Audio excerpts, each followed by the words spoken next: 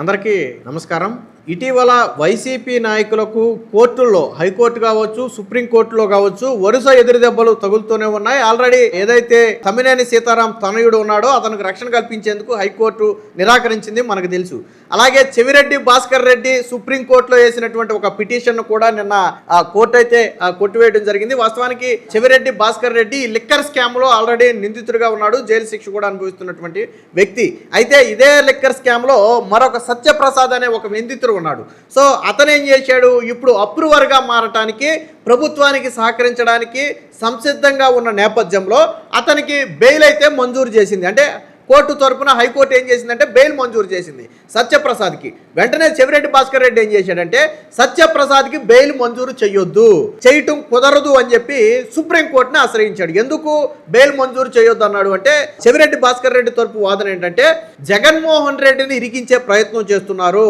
ఈ అప్రూవర్గా మారుతున్నటువంటి సత్యప్రసాద్ని ఉపయోగించి జగన్మోహన్ రెడ్డి పేరును ఈ లిక్కర్ స్కామ్లో చేర్చాలి అనేది కూటమి కుట్ర అనేది వీళ్ళు చెబుతున్నటువంటి మాట. అందులో అది బహిరంగ సత్యమే. జగన్మోహన్ రెడ్డి అంతిమంగా ఈ ఎంటైర్ లిక్కర్ స్కామ్లో కింగ్ పిన్గా ఎవరున్నారు అంటే జగన్మోహన్ రెడ్డి పేరే వస్తుంది. సో రాజకీయంగా కూడా జగన్మోహన్ రెడ్డి పేరునే అనేక సార్లు ప్రస్తావించారు.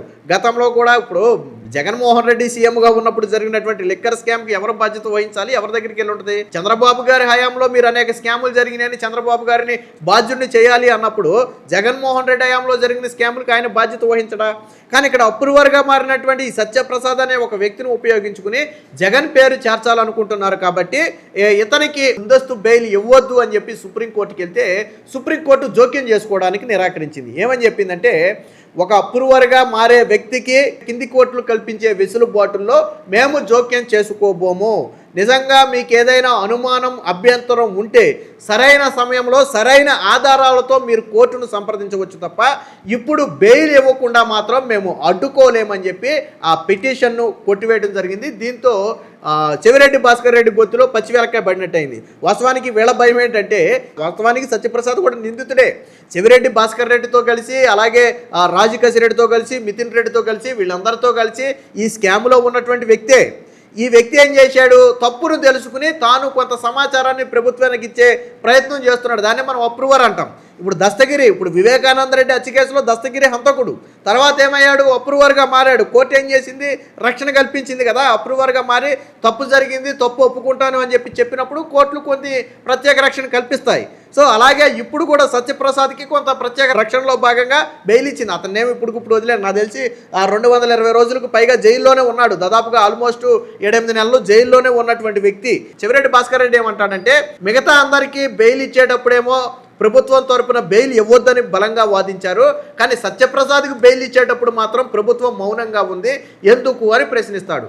ఎందుకు అంటే ప్రభుత్వానికో లేదా పోలీసులకో సత్యప్రసాద్ అప్రూవర్గా మారి నేను జరిగింది మొత్తం చెబుతాను అన్నప్పుడు ఎందుకు ఆ వ్యక్తిని జైల్లో ఉంచాలని డిమాండ్ చేయాలి? ఇప్పుడు చెవిరెడ్డి భాస్కర్ రెడ్డి బెయిల్ రద్దు చేయమన్నారు అనుకో, దానికి ఒక రీజన్ ఉంటుంది. అలాగే మిథున్ రెడ్డి బెయిల్ రద్దు చేయమన్నారు అనుకో, రాజకేశ్ రెడ్డి బెయిల్ రద్దు చేయమన్నారు అనుకో, దానికి ఒక రీజన్ ఉంది. ఎందుకంటే వీళ్ళు ఇన్ఫ్లుయెన్స్ ఉన్నటువంటి వ్యక్తులు బయటకు వస్తే సాక్ష్యాధారాలను తారుమారు చేస్తారు, కేసుకి సహకరించకుండా తప్పించుకు తిరుగుతారనే ఉద్దేశంతో వాళ్ళ బెయిల్ రద్దు చేయండి, జైల్లోనే ఉంచండి అని చెప్పి కోరతారు. కానీ ఇక్కడ సత్యప్రసాద్ అనే వ్యక్తి ఏంటి, జరిగిన తప్పుకి పశ్చాత్తాపడి ఎస్ నేనేం జరిగిందో నేను చెప్తానన్నాడు. అలాంటప్పుడు ఆ వ్యక్తిని ఎందుకు జైల్లో ఉంచమని డిమాండ్ చేస్తారు? అలాగే కోర్టులకు కూడా కొన్ని హక్కులు ఉంటాయి. ఒక వ్యక్తి నేను జరిగిన తప్పుని నేను ఒప్పుకుని అప్రూవర్గా మారతాను అంటే ఆ వ్యక్తికి కొన్ని ప్రత్యేక రక్షణలు కోర్టులు కల్పిస్తాయి. నేను సుప్రీంకోర్టు చెప్పింది కూడా అదే.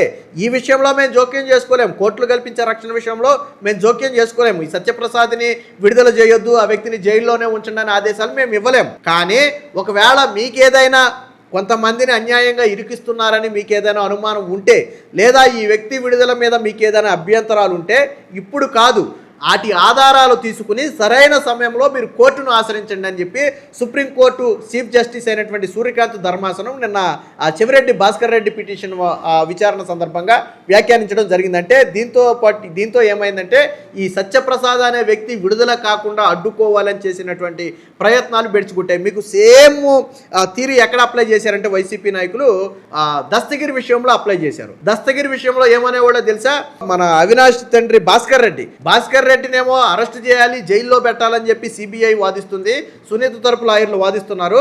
దస్తగిరి మాత్రం బయట దర్జాగా తిరుగుతున్నాడని చెప్పి అప్పట్లో కూడా సేమ్ విమర్శలు చేశారు. దస్తగిరి ఎందుకు తిరుగుతున్నాడంటే దస్తగిరి అప్రూవర్గా మారతానని ఒప్పుకున్నాడు, కోర్టులో ఒప్పుకున్నాడు. ఆ రోజు ఏం జరిగిందో నేను చెప్తానని చెప్పి దస్తగిరి ఒప్పుకున్నాడు కాబట్టి కోర్టులు అతనికి రక్షణ కల్పించి బయటికి విడుదల చేశాయి, కొంత ఫెసిలిటీస్ కల్పించాయి. ఇప్పుడు కూడా సేమ్ అంతే. సత్యప్రసాద్ అనే వ్యక్తి జరిగింది తప్పే, నేను అప్రూవర్గా మారి జరిగింది మొత్తం చెప్తాను అంటున్నాడు. కోర్టులకు కానీ పోలీసులకు కానీ కావాల్సింది ఏంటి? ఎవరైనా ఒక వ్యక్తి అప్రూవర్గా మారి జరిగింది మొత్తం చెప్తానంటే వాళ్ళకి హ్యాపీ కదా, కేసు ఈజీగా క్లోజ్ అవుద్ది కదా, కేసులో ఆధారాలను ఈజీగా బయటికి తీసుకురావడానికి వీలవుద్ది కదా. ఆ ఉద్దేశంతోనే వాళ్ళకి రక్షణ. ఇప్పుడు దస్తగిరి ఉన్నాడు, దస్తగిరికి పోలీసుల రక్షణ కూడా ఉంది. ఎందుకంటే వివేక హత్య కేసులో కీలక వ్యక్తిగా ఉన్నాడు కాబట్టి ఆ వ్యక్తికి ఏదైనా ప్రాణహాని ఉంటుందేమోనని చెప్పి స్వయంగా అప్పట్లో సిబిఐ కోర్టే దస్తగిరికి రక్షణ కల్పించమని. నాకు తెలిసి ఇప్పుడు కూడా ఎవరో ఒక గన్మెన్ పక్కన తిరుగుతాడు అనుకుంటా దస్తగిరికి. అలాగే ఇప్పుడు సత్యప్రసాద్ కూడా కోర్టు కొద్ది ప్రత్యేక రక్షణ కల్పించింది. అంటే చెవిరెడ్డి భాస్కర్ రెడ్డి భయం ఏంటంటే జగన్మోహన్ రెడ్డి పేరో లేకపోతే చెవిరెడ్డి భాస్కర్ రెడ్డి పేరో లేదా ఇంకొకళ్ళ పేరో ఈ కేసులో చెబుతారేమో, లేదా ఈ మొత్తం ఎలా జరిగిందనేది ఆధారాలతో సహా వివరిస్తే ఎక్కడ కేసు నిరూపించబడితే వీళ్లకు శాశ్వతంగా జైలు శిక్ష పడుతుందనే ఒక భయంతోనే ఇప్పుడు సత్యప్రసాద్కు బెయిల్ ఇవ్వద్దంటున్నారు. మరి అదే బెయిల్ వీళ్ళు కూడా మా బెయిల్ కూడా ఇవ్వద్దని చెప్పొచ్చు కదా. చెవిరెడ్డి భాస్కర్ రెడ్డి కానీ మిథుకున్ రెడ్డి కానీ వెళ్ళిపోయి మా బెయిల్ కూడా ఇవ్వద్దు, మేము కూడా లెక్కర్ స్కామ్లో ఉన్నాం కాబట్టి సత్యప్రసాద్తో పాటు మమ్మల్ని కూడా జైల్లోనే ఉంచండి అంటే బాగుండేది. వీళ్ళకి మట్టికి బెయిల్ కావాలంట. అసలు స్కామ్ చేసి అందరూ కింగ్ పిన్లుగా ఉన్నటువంటి వీళ్ళందరికీ బెయిల్ కావాలి. కానీ ఎప్పుడైతే అప్రూవర్గా మారతానని ఒప్పుకున్నాడో, ప్రభుత్వానికి పోలీసులకు సహకరిస్తానని ఒప్పుకున్నాడో ఆ వ్యక్తికి మాత్రం బెయిల్ ఇవ్వకూడదంట. సేమ్ దస్తగిరి విషయంలో జరిగిందే ఇక్కడ కూడా జరుగుతుంది. ఇమీడియట్గా దస్తగిరిని అరెస్ట్ చేయాలి, దస్తగిరి బయట ఉంటే అది ఇది చేస్తున్నాడని చెప్పి గతంలో అవినాష్ రెడ్డి అనేక సందర్భాల్లో వాదించాడు. అవినాష్ రెడ్డి తరపు లాయర్లు కూడా కోర్టులో అదే చెప్పారు, దస్తగిరి బయట ఉన్నాడు, దస్తగిరిని అదుపులోకి తీసుకోవాలని. బట్ కోర్టులు అగ్రీ చేయలే. ఎందుకని? సిబిఐకి దస్తగిరి బయటకు వచ్చిన తర్వాత, దస్తగిరి అప్రూవర్గా మారిన తర్వాతే ఈ గొడ్డలి కదిరిలో ఉండటం కానీ లేకపోతే ఇవన్నీ ఎక్కడి నుంచి బయటకు వచ్చాయనుకుంటున్నారు. దస్తగిరి బయటకు వచ్చిన తర్వాత, దస్తగిరి చెప్పిన తర్వాత కొన్ని ఆధారాలను సిబిఐ లింక్ చేసుకుంది. ఆ రోజుల్లో హత్య చేసినప్పుడు ఎక్కడున్నారు, చేసిన తర్వాత ఎక్కడున్నారని ఇతను చెప్పిన ఆధారాలను గూగుల్ టేక్అవుట్ ద్వారా నిర్ధారించుకున్నారు వాళ్ళు. దస్తగిరి చెప్పింది అక్కడ ఉన్నది వాస్తవమేనని చెప్పి సైంటిఫిక్ ఆధారాలకు మ్యాచ్ అవుతుందని నిర్ణయించుకుని ఆ తర్వాత కేసును వాళ్ళు ముందుకు తీసుకెళ్లారు. సో ఇప్పుడు లిక్కర్ స్కామ్లో కూడా అంతే. ఏం జరిగింది, ఎలా జరిగింది, ఎవరెవరు ఉన్నారు అనేది ఇప్పుడు గన సత్యప్రసాద్ చెబితే వాళ్ళ ఆధారంగా కేసును ముందుకు తీసుకెళ్తారు. ఆ లింక్స్ అన్ని, ఆ డాట్స్ అన్ని కనెక్ట్ చేసుకుంటే కేసు ఎంటైర్ రూపం అనేది బయటపడుతుంది. ఇప్పుడు వీళ్ళ భయం అదే, ఎక్కడ చెప్పేస్తాడు. గుమ్మడికాయ దొంగ ఎవరంటే వీళ్ళు భుజాలు దొరుకున్నట్టుగా సత్యప్రసాద్ అనే వ్యక్తి ఏమి నేను జగన్ పేరు చెప్తాననేమి చెప్పలా, కానీ జగన్ పేరు చెబుతాడు, జగన్ని ఇరికించాలనే ప్రయత్నం చేస్తున్నారని చెప్పి చెవిరెడ్డి భాస్కర్ రెడ్డి భుజాలు దొరుకుకుంటున్నాడు. అంటే అర్థం ఏంటి? జగన్మోహన్ రెడ్డి పాత్ర ఉంది, ఇది బయటకు వస్తుందనే భయమేనా? నిజంగా ఇప్పుడు నేనున్నా, నా పేరు చెప్పడు కదా, లేకపోతే వైసీపీలోనే కొంతమంది నేతలు ఉన్నారు, వాళ్ళ పేర్లు అయితే చెప్పడు కదా. ఎవరైతే లిక్కర్ స్కామ్లో ఉన్నారో ఆ రోజుల్లో, ఎవరైతే ఉన్నారని తాను అనుకుంటున్నాడో వాళ్ళ పేర్లు చెప్తాడు. ఎందుకంటే తాను కూడా స్కామ్లో ఉన్నాడు కాబట్టి. జగన్ పేరు చెప్తాడా లేకపోతే ఒక్కొక్కటి పేరు చెప్తాడా అనేది మనం చెప్పలేము. కానీ వీళ్ళు ముందే భుజాలు తడుముకుంటున్నారు. ఎందుకని? రేపు జగన్ పేరు వస్తే ఏం చెప్తారంటే వీళ్ళు, రేపు పొద్దున సత్యప్రసాద్ నిజంగానే ఆ జగన్మోహన్ రెడ్డి ఉన్నాడు, జగన్మోహన్ రెడ్డికి డబ్బులు మొత్తం వెళ్ళి అని చెప్పాడు అనుకోండి ఫర్ ఎగ్జాంపుల్. అప్పుడు వీళ్ళు ఏమంటారు తెలుసా? మేము ఆ రోజే చెప్పాము, ఈ వ్యక్తిని అప్రూవర్గా మార్చుకుని వాళ్ళకు అనుకూలంగా మార్చేసుకుని వాళ్ళకి కావాల్సిన స్టేట్మెంట్లు తీసుకుంటున్నారని చెప్పి ఒక విమర్శ చేయడానికి అనుకూలంగా ఉంటుందని చెప్పి ఇప్పటి నుంచే వీళ్ళు డ్రామాలు ఆడుతున్నారు. వీళ్ళ బెయిల్ మాత్రం రద్దు చేయాలంట, సత్యప్రసాద్ బెయిల్ మాత్రం రద్దు చేయొద్దంట. సుప్రీంకోర్టు ఒప్పుకోలా. హైకోర్టు ఇచ్చే మినహాయింపులకు మేము అడ్డుకాము, దాన్ని అడ్డుకోలేము ఎట్టి పరిస్థితుల్లో.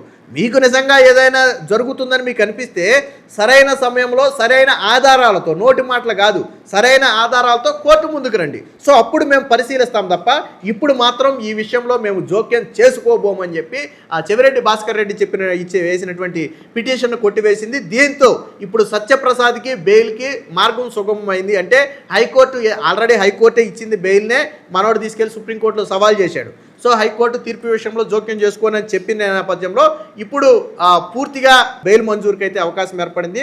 సో మీరు ఎలా చూస్తారు? ఒక వ్యక్తికి బెయిల్ ఇవ్వద్దని చెవిరెడ్డి భాస్కర్ రెడ్డి అడ్డుకోవడాన్ని మీరు ఎలా చూస్తారు? అలాగే వీడియో ఎలా ఉందనేది కామెంట్ రూపంలో తెలియజేయండి.